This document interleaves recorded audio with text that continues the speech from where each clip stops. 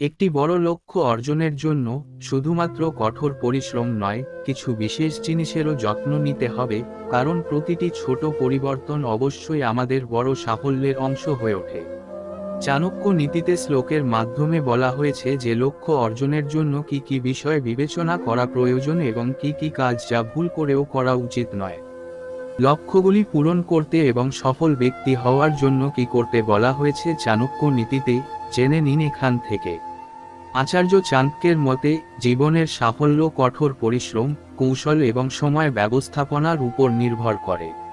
চাণক্য এমন একটি কাজের কথা বলেছেন যা একজন ব্যক্তিকে তার গন্তব্যে নিয়ে যাওয়ার জন্য একটি ওষুধ হিসাবে বিবেচিত হয়। চাণক্য বলেছেন যে লক্ষ্যের জন্য মনের মধ্যে থাকা কাজের চিন্তা কারো সামনে প্রকাশ করা উচিত নয়, বরং এটিকে সাবধানে রক্ষা করে সম্পন্ন করা উচিত।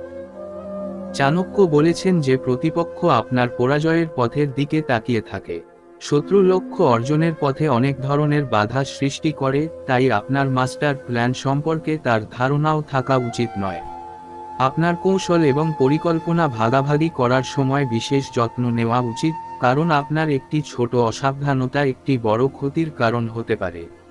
আচার্য চাণক্য সিংহের উদাহরণ দিয়েছেন এবং বলেছেন যে সিংহের মতো শিকার পেতে কখনো লক্ষ্য থেকে বিচ্যুত হয় না এবং সুযোগ পেয়ে আক্রমণাত্মক আক্রমণ করে।